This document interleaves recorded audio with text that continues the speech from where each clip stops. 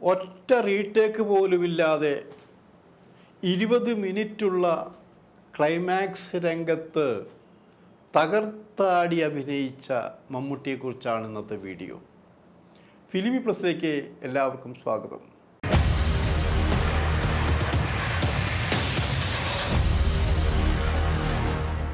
മിനിറ്റല്ല, അതിനേക്കാൾ കൂടുതൽ സമയം റീടേക്കില്ലാതെ മമ്മൂട്ടിക്ക് അഭിനയിക്കാൻ അറിയാം എന്നായിരിക്കും നിങ്ങൾ പറയുക. അതിൽ സംശയവുമില്ല. ചില സന്ദർഭങ്ങളിൽ ചില രംഗങ്ങളിൽ അഭിനയിക്കുമ്പോൾ റീടേക്ക് വേണ്ടി വരും. റീടേക്ക് ഉണ്ടാവുന്നത് ഒരു നടൻ്റെ കഴിവുകേടല്ല, കഴിവ് തന്നെയാണ്. പക്ഷേ അത്ര ദുർഘടം പിടിച്ച രംഗങ്ങൾ പോലും മമ്മൂട്ടി നിസ്സാരമായി ചെയ്തു എന്നുള്ളതാണ് നമ്മൾ ഈ വീഡിയോയിലൂടെ പറഞ്ഞു വരുന്നത്. മറ്റൊന്നുകൊണ്ടല്ല, മമ്മൂട്ടിയുടെ കൊമേഴ്ഷ്യൽ ഹിറ്റുകൾ, സൂപ്പർ ഹിറ്റുകളൊക്കെ നമുക്കറിയാം. കുറേ സിനിമകളുണ്ടെന്ന് ആലോചിക്കാം. എന്നാലും നമ്മുടെ മുന്നിൽ ഒത്തിരി സിനിമകളുണ്ട്. പക്ഷെ ഞാനിവിടെ വ്യത്യസ്തമായിട്ട് ഒന്ന് തുറുപ്പുകലാൻ പറയാം. തുറുപ്പുകലാൻ വെച്ചാൽ അത്രയും വലിയ സൂപ്പർ ഡയറക്ടർ എന്നുള്ള ജോണി ആണ് ആ പടത്തിൻ്റെ സംവിധായകൻ എന്നാലോചിക്കണം. തുറുപ്പുകലാൻ്റെ ആ തുറുപ്പുകലാൻ ഒരു നിറമായ മുഴുവൻ 100% ഒരു കൊമേഴ്സ്യൽ എൻ്റർടൈൻമെൻറ്റ് സിനിമയാണെന്ന് ആലോചിക്കണം. അതിൽ നിങ്ങൾ വലിയ മൂല്യങ്ങളൊന്നുമില്ല എന്ന് പറയും. ശരി, ആയിക്കോട്ടെ, മൂല്യം വേണ്ട. നിങ്ങൾക്ക് ആ സിനിമ എത്ര പ്രാവശ്യം കണ്ടാലും മതിയവരില്ല എന്നുള്ളതാണ്. അത്രയും രസകരമായി മമ്മൂട്ടി അന്ന് വരെ ചെയ്യാത്ത ചില സീനുകളെല്ലാം അതിമനോഹരമാക്കി ചെയ്തിട്ടുണ്ട് ആലോചിക്കണം. അതിലെ മമ്മൂട്ടി മാത്രമല്ല കേട്ടോ, അതിൽ കുറേ പേരുണ്ട്. എന്താണെന്ന് ഇപ്പോൾ പറഞ്ഞിരിക്കുക വെഞ്ഞാറമ്മൂട് വരെ. അന്ന് വെഞ്ഞാറമ്മൂട് വലിയ നടനൊന്നും ആയിരുന്നില്ല. വെഞ്ഞാറമ്മൂട് അടക്കമുള്ളവരുണ്ടായിരുന്നു ആലോചിക്കണം. ഇന്നസെൻ്റ് കാസറി എന്നാലോചിക്കണം. അപ്പം അങ്ങനെ കുറേ പേര്, ദേവനടക്കമുള്ളവർ കുറേ പേര് അഭിനയിച്ച് വലിപ്പിച്ചൊരു സിനിമയാണെന്ന് ആലോചിക്കണം. ആ സിനിമ തുടക്കം മുതലേ ബമ്പർ ഹിറ്റായി മാറി. കൊമേഴ്സ് തന്നെയാണത്. മറ്റൊന്ന് നമ്മൾ ആലോചിക്കുന്ന മമ്മൂട്ടിയുടെ ഇൻസ്പെക്ടർ ബൽറാം എടുക്കുക, അല്ലേ? ഇൻസ്പെക്ടർ ബൽറാം വേഴ്സസ് താരാദാസ് എടുക്കുക. ആ സിനിമയ്ക്ക് കിട്ടിയ ഇനീഷ്യൽ പുൾ എന്തായിരിക്കണം? ഇങ്ങനെ പറഞ്ഞു വരുമ്പോൾ നിരവധി സിനിമകൾ മമ്മൂട്ടിക്കുണ്ട്. അങ്ങനെ കൊമേഴ്സ്യൽ ആസ്പെക്റ്റ് ഇല്ലാത്ത ഒരു സിനിമയ്ക്ക് ഈ കൊമേഴ്സ്യൽ സിനിമയേക്കാൾ കൂടുതൽ ജനപിന്തുണ, പ്രേക്ഷക പിന്തുണ, സാമ്പത്തിക പിന്തുണ ലഭിച്ചു എന്ന് പറഞ്ഞാൽ അതിൽ വലിയ കാര്യങ്ങളില്ലേ? കലയും കച്ചവടവും ഒത്തിണങ്ങിക്കൊണ്ടു പോകുന്ന സിനിമകളും ഇവിടെ സൂപ്പർ ഹിറ്റായി മാറിയിട്ടുണ്ടെന്നുള്ള ആലോചിക്കണം. ഞാനിങ്ങനെ പറയുമ്പോൾ ചോദിക്കും, നിങ്ങൾ ആലോചിക്കുക ആരാണ് സംവിധായകൻ എന്നുള്ളതാണ്. സാധാരണ ഞാൻ ബ്ലസ്സിയെക്കുറിച്ചാണ് പറഞ്ഞു വരുന്നത്. ഈ ബ്ലസ്സി എന്നുള്ള സംവിധായകൻ, ബ്ലസ്സി എന്നുള്ള എഴുത്തുകാരൻ, ബ്ലസ്സിക്ക് നന്നായിട്ട് കഥ പറയാൻ അറിയാമെന്നുള്ളതാണ്. ബ്ലസ്സിയുടെ സിനിമകൾ ആദ്യ ദിവസമൊന്നും തിയേറ്ററിൽ ഹിറ്റാവാറില്ല. ഏത് സിനിമ എടുത്ത് നോക്കുക. പക്ഷേ അത് പിന്നെ കണ്ട് മൗത്ത് പബ്ലിസിറ്റി വന്നതിന് ശേഷമാണ് അങ്ങനെ ഹിറ്റായി മാറാറ്. ഹിറ്റ് ആയി മാത്രമല്ല, അതിലെ കഥാപാത്രങ്ങൾ, അതിലെ കഥ എല്ലാം ശ്രദ്ധിക്കപ്പെടും. പിന്നെ അവാർഡുകൾ വാരിക്കൂട്ടാനും മിടുക്കനാണ് ബ്ലസ്സി എന്നുള്ളതാണ്. അപ്പോൾ ബ്ലസ്സിയുടെ തന്നെ മമ്മൂട്ടി വെച്ചിരുന്ന കാഴ്ച നമ്മൾ നോക്കുക.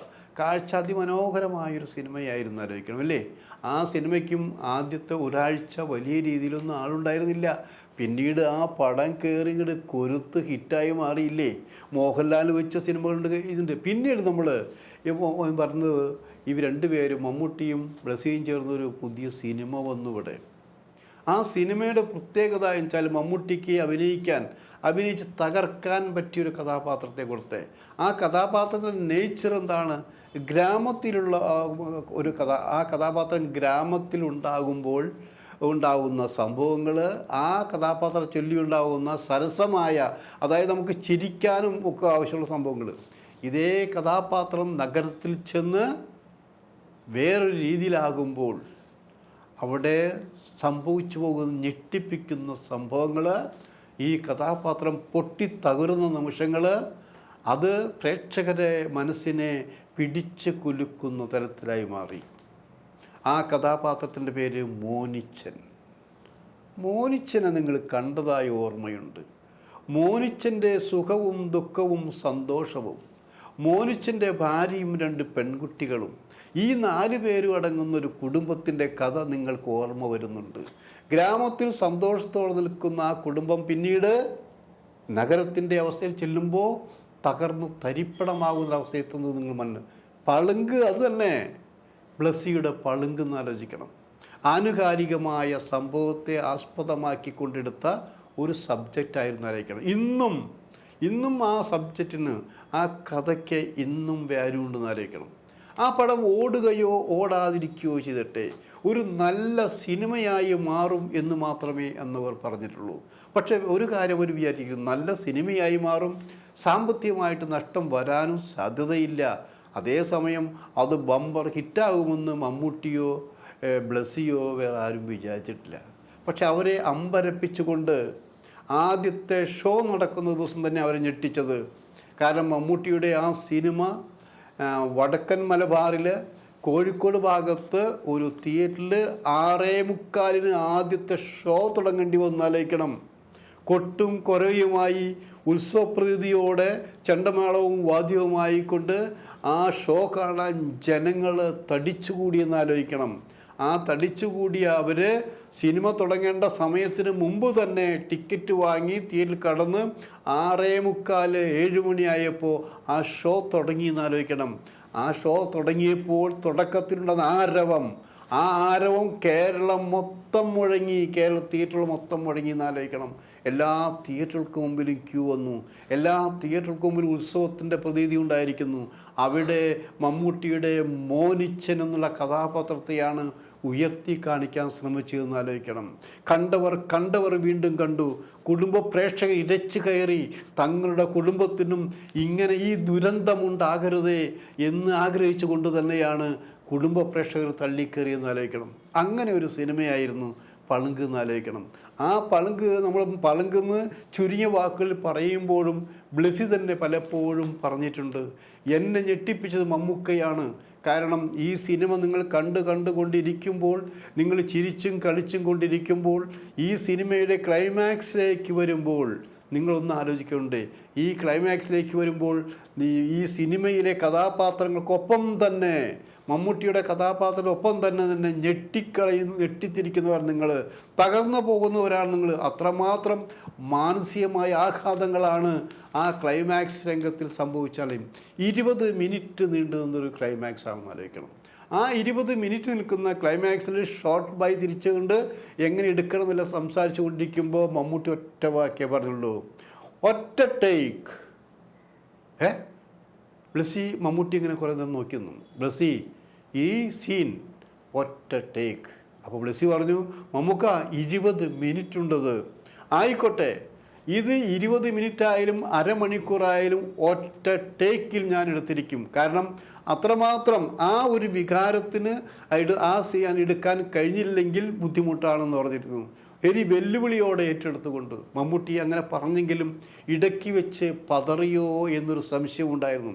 എങ്കിലും അവിടെ ആ ലാസ്റ്റ് സീൻ ക്ലൈമാക്സിന് 20 മിനിറ്റ് മമ്മൂട്ടി ശരിക്ക് നമ്മൾ ആർമാദിച്ച് അഭിനയിച്ചു എന്നൊക്കെ പറയാറില്ലേ, അത് തകർത്തഭിനയിച്ചു എന്ന് പറഞ്ഞ പോലെ ഒറ്റ ടേക്കിൽ റീടേക്കില്ലാതെ മമ്മൂട്ടി അഭിനയിച്ചു എന്നുള്ളതാണ് അതിൻ്റെ ഗുണം, അതിൻ്റെ പ്രചരണം, അതിൻ്റെ മൗത്ത് പബ്ലിസിറ്റി എല്ലാം തിയേറ്ററിൽ ലഭിച്ചു എന്നാലോചിക്കണം. മമ്മൂട്ടിയെ സംബന്ധിച്ച് അഭിനയം ഒരു ഹോബി മാത്രമാണെന്ന് പറയുന്നവരുണ്ട്.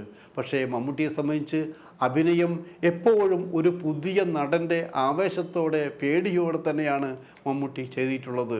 ഇത്രയും വർഷമായിട്ട് പോലും അഭിനയം മടുക്കാത്തൊരു നടനുണ്ടെങ്കിൽ, അപൂർവമായ നടനുണ്ടെങ്കിൽ അത് മമ്മൂട്ടി തന്നെയല്ലേ എന്നാലോചിക്കണം.